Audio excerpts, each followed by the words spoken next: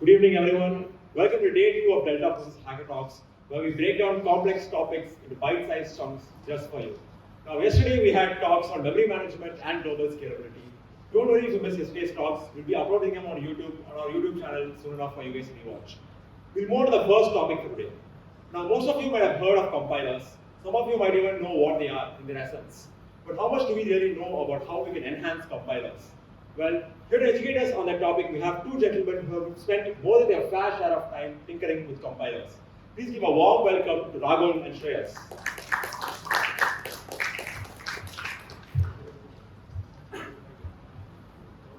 Right.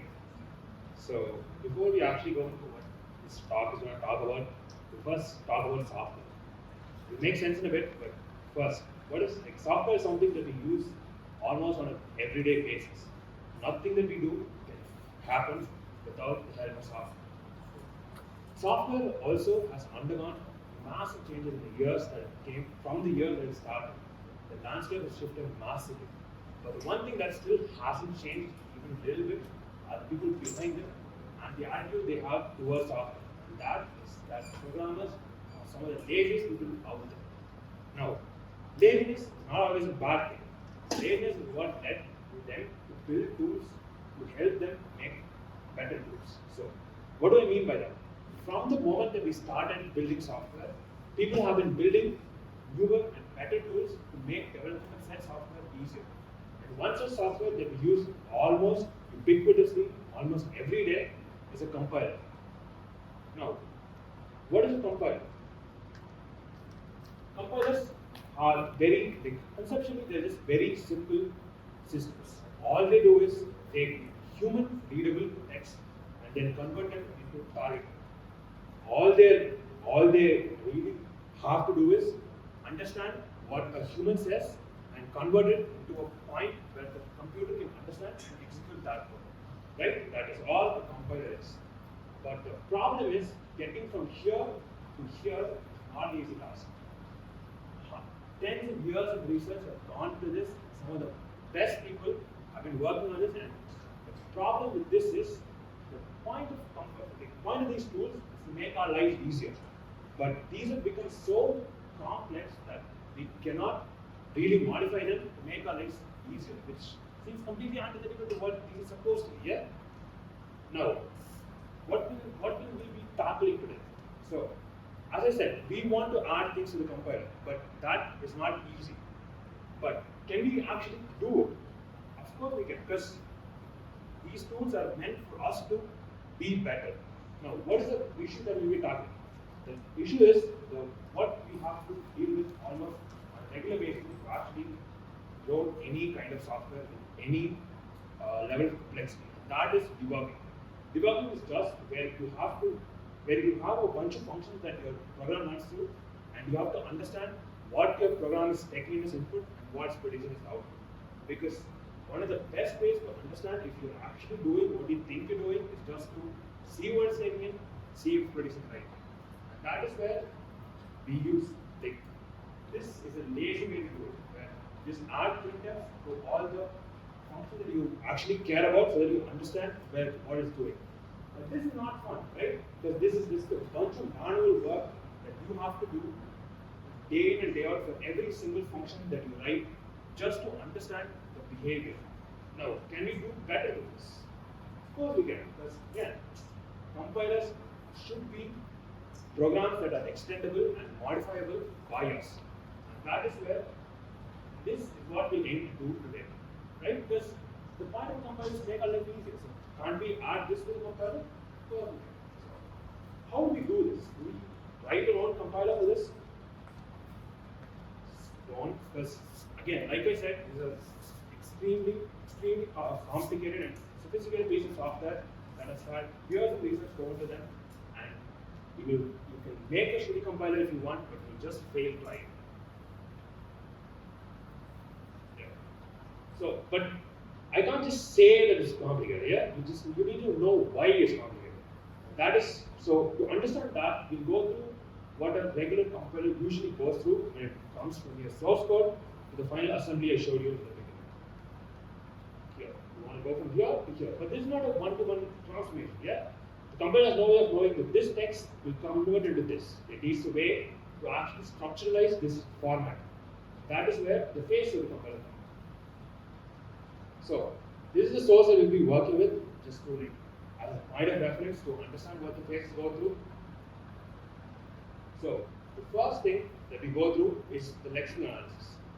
The point of a lexical analysis, so initially you just have source code, it is just plain old English text. The computer has no understanding of what this text is. It needs to first assign meaning to parts of your text so that it first at least has a vague idea of what your program is trying to do. And that is where the lexical analysis comes in. As you can see, it just separates your actual source into chunks that the compiler can provide some meaning to. For example, this name here, that's the name of the function. This thing here, that's just a parenthesis. Because initially it was just some ASCII character that the computer had no meaning of. But now it knows the parenthesis. That is all lexical analysis does. So once we're done with this, we can't just. Okay, now that you have the parts broken down, but now the compiler has just a list of all the things that are currently in your source. It has no understanding of the structure. It has no way of knowing what your program is actually trying to do. And that is where the syntax and semantic analysis comes in. This is where the compiler uses the grammar of your language to convert your list of these chunks into more understandable, more structured piece of representation. Now, what is a grammar? Grammar is just, again, it is what it sounds like. A language usually has a grammar, and so your programming language has a grammar that it needs to adhere to, and that is what this does. So once we get here, you cannot just actually do anything with this, because even though it gives you a sense of what the structure is, actually manipulating it and actually doing anything with this is not an easy task. And that's why this needs to be lowered further to another representation, something that usually most compilers use called an intermediate representation, which is easier to handle with for optimizations.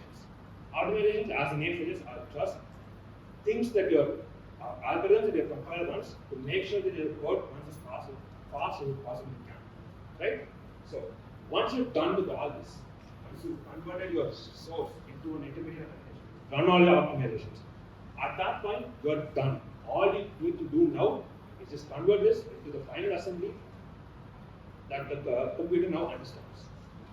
So this is not an easy process.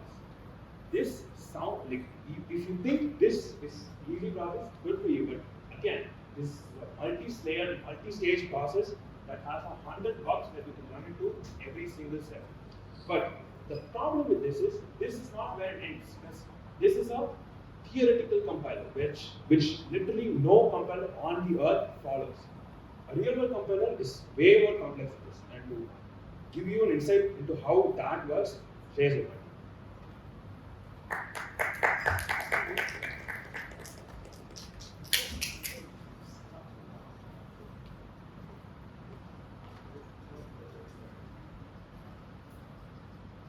Yeah, so Raghul just told you what a theoretical compiler looks like. If you've taken a course in compilers, you probably already knew all of that. So now let's look at a real-world compiler. If you've used Linux, you probably know GCC. It's the de facto C and C++ compiler that comes with most Linux distributions. The other major C and C++ compiler available is Clang, but we're going to stick to GCC for this time. So on the slide, I put up a picture containing the simplified architecture of GCC. If you look at it, first there's a parser. It just takes in your source program and spits out something called generic. Now with GCC, the thing is it doesn't just support C and C++. It supports a lot of other languages as well, like Golang, Fortran, etc. It used to support even Java at one point, and now the developers are adding support for Rust. So how is a compiler going to deal with all these different languages? So that's where this comes in. Generic, as the name suggests, is a language agnostic representation given by the parser, and it's going to give you basically what is called like the tree representation, which was hinted at in the theoretical compiler. And then next, it goes to something called the Gimplifier, which gives another intermediate representation called Gimp. Now, Gimple, you can think of Gimple as the intermediate code, which was talked about in the intermediate code generation stage. There's going to be a bunch of optimizations on that in the optimizer, and then that again goes through the RTL generator. So RTL here is another intermediate representation. RTL stands for Register Transfer Language, and through RTL there's going to be more optimizations. So you might have noticed already that there is a slight bit of deviation from what we saw in the theoretical compiler. First, there can be multiple different intermediate representations and different optimizations can work on them, right? And finally, we have the code generator which takes your RTL and spits out assembly. Now, any of these blue boxes here are not just one thing. They're actually composed of multiple things which we call passes. So, what is a pass? A pass is simply a piece of compiler code that operates on your source program or any of the intermediate representations. For the aim of the talk, what Raghul talked about in the beginning, what we want to do is modify this, right? So how are we going to modify this complicated looking piece of software? Luckily for us, GCC provides us with a mechanism to insert our own pass in between its passes, like the red one over there. So without even touching the source code of the GCC compiler and having to recompile the entire thing from source, we can just write our one pass as like a simple project, hook it into GCC, and it will just do what it wants for us, right? So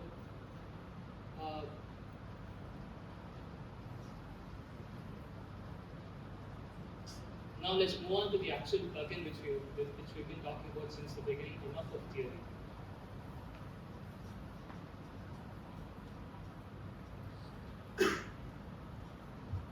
Right. So why this entire thing started is we just wanted an easier way to just debug our code. We just want to know what the function is, what it takes in, without having to manually write out a bunch of print statements.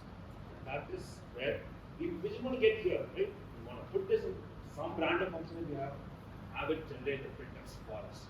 So first of all, this is like this problem can be broken down into two distinct parts. One, we have to first figure out what this line is doing so that the compiler knows that this particular function has to have the printers added. And once we know which functions need the printers added, we just need to add them. So these are the two separate things that we need to do. First, we'll figure out what this line actually means. The first word is, that's a weird word. What does that mean? Pragmas. Pragmas are not part of the C language itself. These are just, if you look at the final generated assembly, the pragma thing never makes down there because that is not valid C. That makes no sense as for the compiler itself. It is just an extra instruction that you give to the compiler to do something, which is basically what you want, right? You want to tell the compiler, add printfs for you. So that's where pragma comes. We have two issues. One, we need to add a pragma. Two, we need to add the prints. So first, how do the plugin architecture of GCC was created a bit. I'll expand on it a little bit more so that you get a better idea of what it is.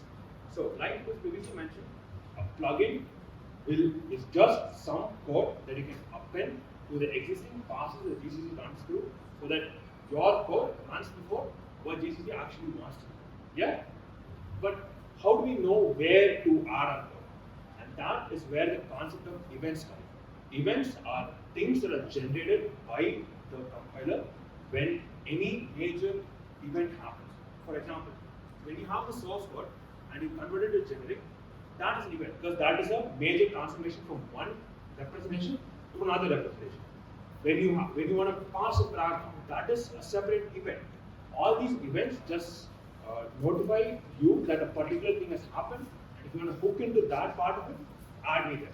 So our pragma will be added once the plugin pragma event is done, and our add print will run when the plugin pregeneration is done. Again, these words may not mean anything to you.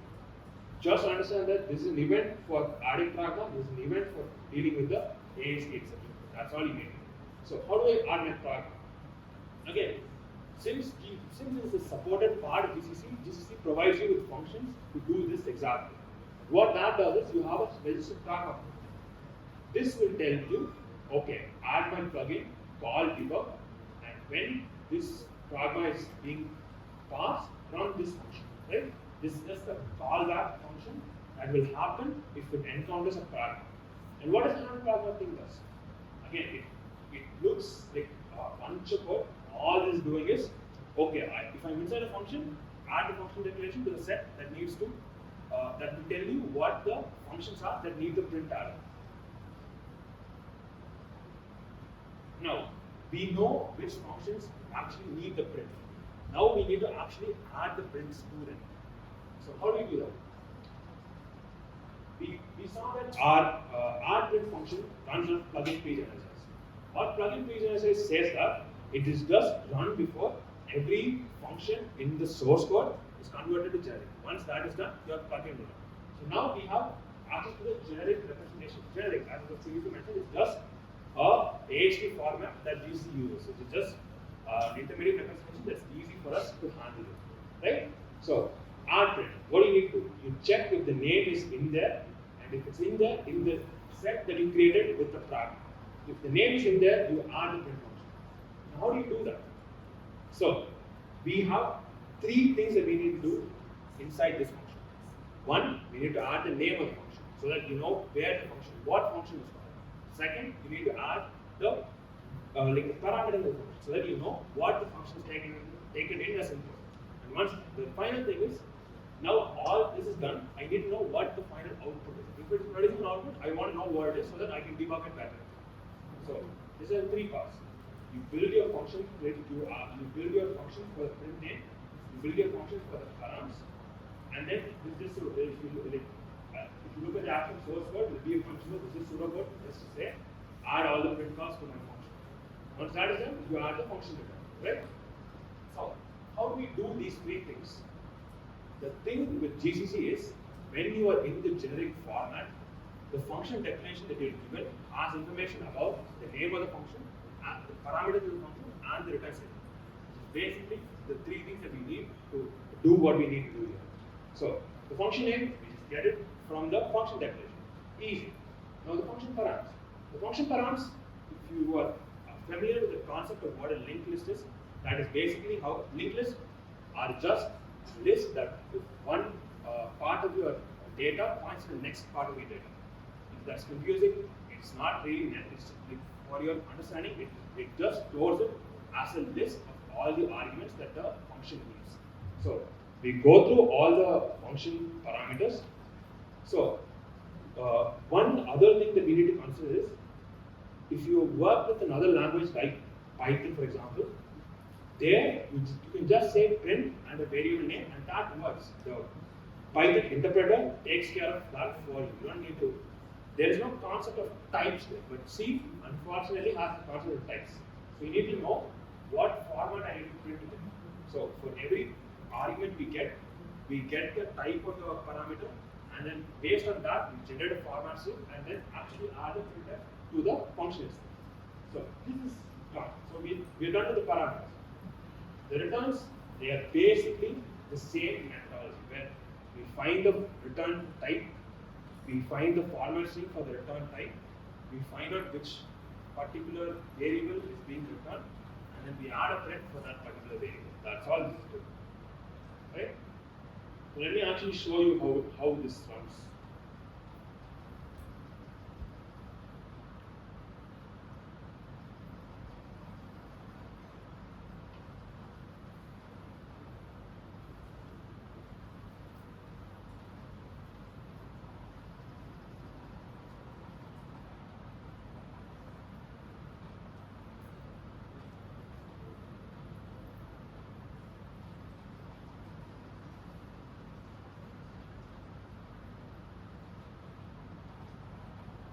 We'll first see what our actual code looks like. So, right, this is what we were promised. Add a pragma, we'll do the generation of the prints for you. Yeah. This is not really a real program. This is just a dummy function that takes in a bunch of parameters, just for the sake of taking parameters. But again, this is just to show what can be done, right? So this also has conditional expression. So if it returns here, you print it separately. If it returns here, you print it separately, right? So let's run this first.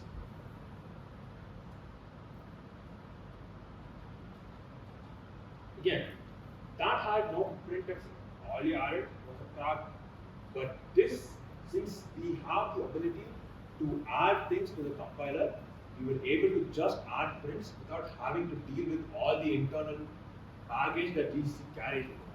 Now, this is a cool example, but this only uses a part of what GCC provides. Generic is just one representation GCC has. Why not work on the other parts of GCC? So to show how what can be done with the other representations, share it.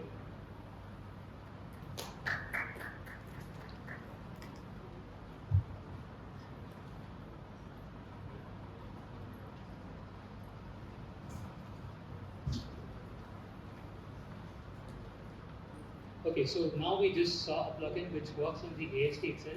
The AST was honestly a bit complicated because we're dealing with a tree data structure. Let's see what we can do with the other intermediate representations as well. Now we're going to see what a plugin could do in using the Gimple representation. So let me say what we're going to do first. Consider the following C program, right? Now a C programmer would have a small nitpick here. If you look at the function ABC, there are two arguments, right?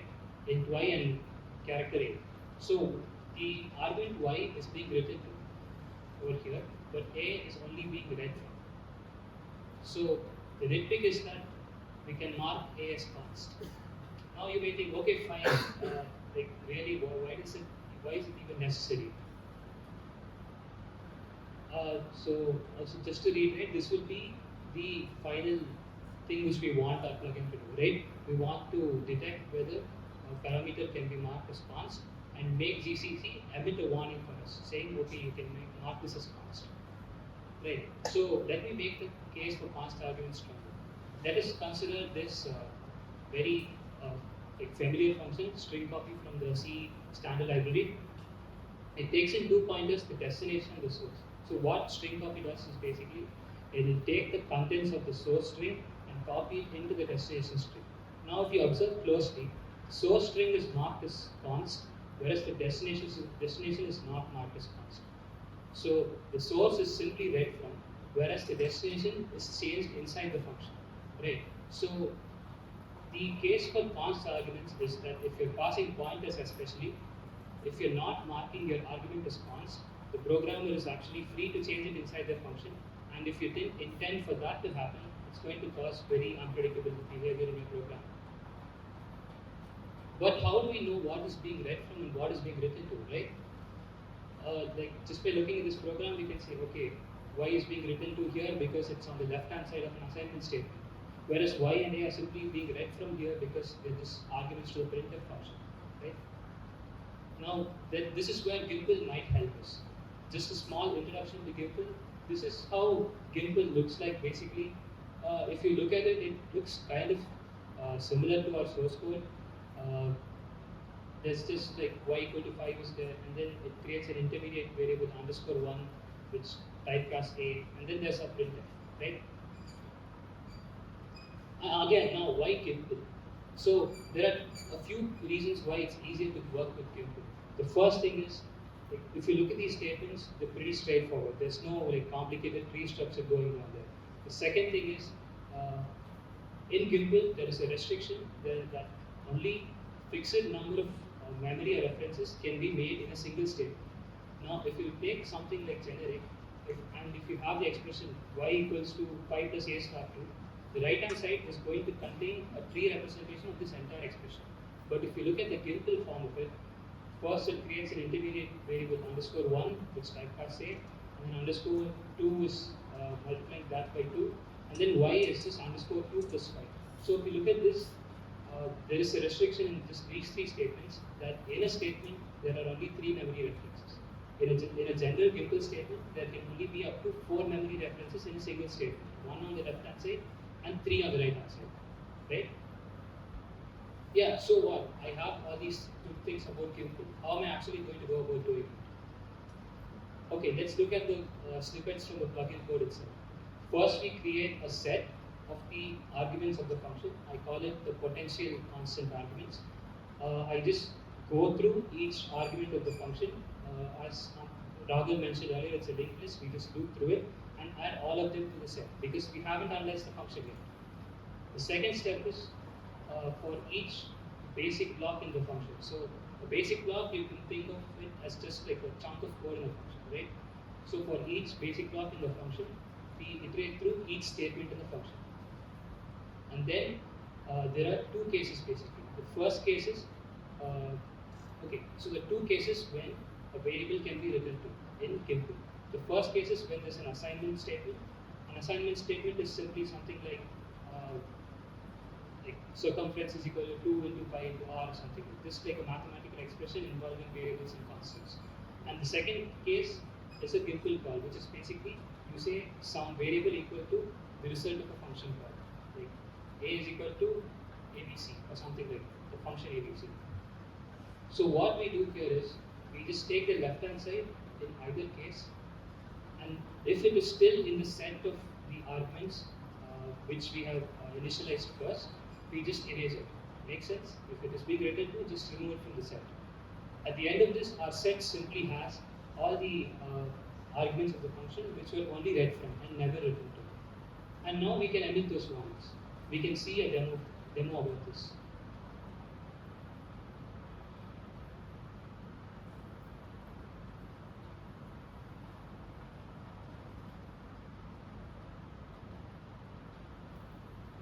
First, let's see the source code first. Yeah, this is basically the code I showed in the slide as well. Just have y equal to 5 and then just print it. Now, let's see what the plugin does for us.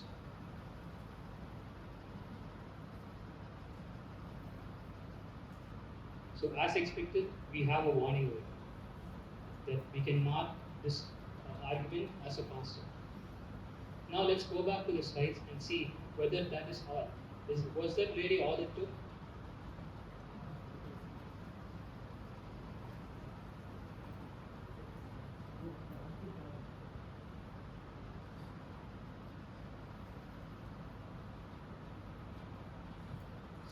Right. So let us consider a program like this. You have a character pointer in this case, which is basically you have a string passed as an argument, and then you say a of 1 equals character b. Now in this case, let's see what the Gimple of this looks like. It says, it first creates a temporary variable underscore 1, which has a plus 1. So a plus 1 is basically the address where you would want to write the character b to. So it creates a temporary variable with that address, dereferences that, and stores b into it. Now if you think about it, our previous logic won't work, because we're just simply checking if the left hand side contains one of the parameters. Now here, the left hand side is underscore 1 and not a. So our existing logic is not going to work. So how are we going to handle this? So what we could do is we could maintain another set, and now what we do is we separate out the normal arguments and the pointer arguments. Basically we create two sets, one with the normal arguments and other with the pointer arguments. I've just added another set and an if else here while iterating through the arguments. Now this is like a huge chunk of code. It might look scary, but what we're doing here is actually pretty simple. What we want to keep track of is if any of the pointer type arguments appear on the right hand side of an assignment statement. So what is that going to do? That is simply going to store the address which we actually want to modify in some left hand side variable, right? In a temporary variable somewhere. So what we do is we go through each statement, check if the right hand side has the pointer argument which we passed in, and we remember the left hand side. And if the left hand side is being dereferenced somewhere and assigned a value, that means some value pointed to by that pointer has been changed. So it can't be marked as constant. So we just do that and then erase it if it is there. That is the basic logic. All the code which we've written will be pushed to GitHub. So I hope you guys can take a look at the code more slowly there and you can get a better understanding. Right. So I think we can show the second demo of how this is going to look like.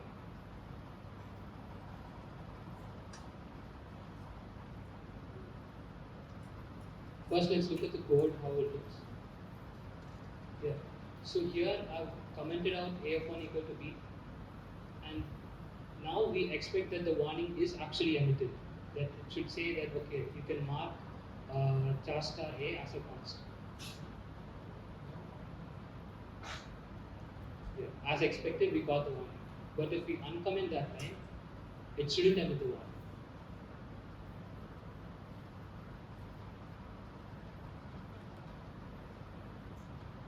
Yeah, so as expected, that way. Now, is that all? Not really. Remember string copy again? I told you it modifies the first argument itself. It's not going to be on the left-hand side of any expression. So now let's come to handling the second case. If you remember the first case, there's like a call statement and a function statement which we handled. Now for this, when we're handling pointers, we've handled the call statements. Sorry, we've handled the assign statements. So the basic logic behind how we're going to handle this is, we're going to see this function and we're going to look at all the function calls that are happening, taking that argument as a parameter. If in those functions, this particular argument is taken as a constant pointer and only as a constant pointer, then we'll say, okay, you can safely mark this as constant. Otherwise, if it was not marked as constant in any of the functions in which it is being used, then we cannot mark it as constant. That is basically the logic which we want to implement, right? Yeah. So this chunk of code does that. Like, I don't want to like walk you through line by line because it requires some familiarity with the APIs provided by GCC. I think you can take a look at the code on GitHub later. You'll definitely be able to understand. I think we can also see the third and final demo of this plugin.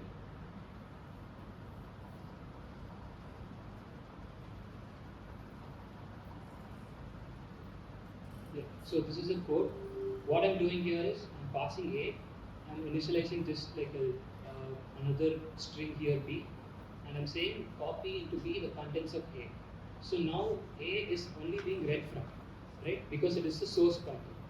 Now if we run this program, we expect it to emit the warning that A can be marked as a constant.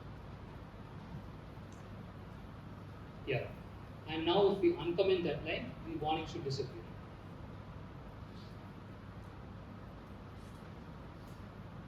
Yeah, that is as expected. So those were the two plugins which we wanted to show today.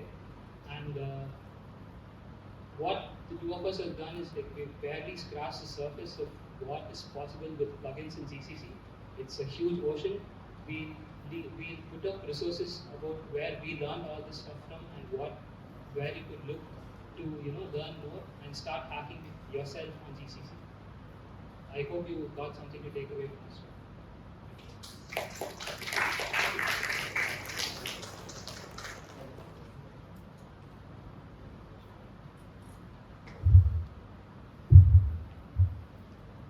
That's a pretty informative talk, especially as someone who has spent a lot of time debugging with C.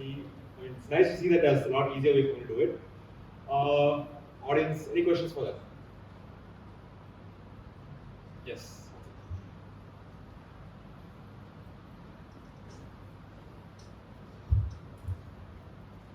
So it was a great talk. I really like your idea of instead of manually adding print statements everywhere. I really like that thing. And so from the talk, what I understood is these plugins are like they allow us to give some add-on functionality on top of the compilations. Yes. So how is it any different from modules? Like in Python and modules. Modules. In Python and JavaScript, we have npm, pip, and all. Okay. So How is what it modules are is they are libraries that you add on to your source code. That give you extra functionality that you don't have. This is trying to modify the language itself. This is like if you want to talk about Python, this is like if you were to change the Python interpreter itself. Instead of adding a module on top of it, which is just regular Python code, this is trying to change how Python runs. For example, I can change it so that if I set A equal to 2, I can change the Python interpreter to always set A to 4. That is messing with the language itself instead of adding on to what the language provides. That's what this is. Yeah, I got that. But is there any like efficiency-wise we have some of edge over modules? Yes, like it is just like the example that you saw here. You could probably do it with a function, right? like just a regular C function that just takes your function pointer. But the problem with that is it won't have all the information you need, because when you are dealing with the language itself, the language is no construct of what the arguments of the function is or what the name of the function is. It just knows a function and it just work with it whichever way it can to get all the other information that is lost in the AST level itself. So which is generic level itself, where we are adding the plugin. At that level itself, that data is lost. When it's converted further down the line, you don't have access to that anymore. You don't have access to that at the top either. It's only available in the middle level. And that is why you just need a plugin to do this.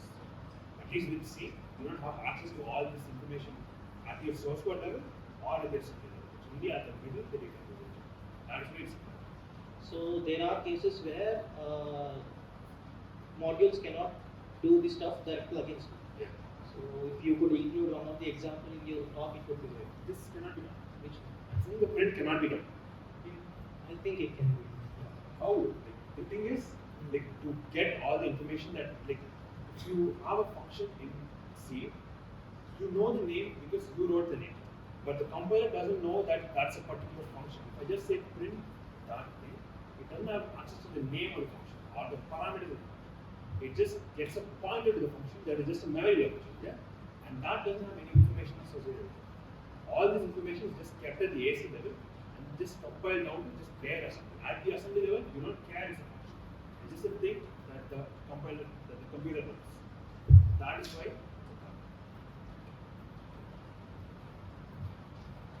Any other questions, anyone? Yeah.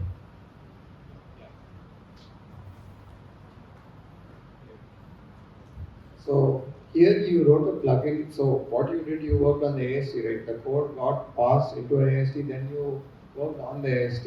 So is it possible to like change the grammar of the language? Like instead of working on the AST into the parser, so can I like introduce a new keyword or something like can you change the grammar of the language? Like before it gets passed, I can run my plugin and then give out the AST. Instead of letting the compiler first do it and then working on the AST. Okay, so as far as I'm aware, I don't think you can do it through a plugin. You want to like modify the grammar of the language and add a new keyword, right? And as far as I'm aware, you can't do it through a plugin. You will have to actually modify GCC source code because it has to. Okay, let's say there's the AST, right?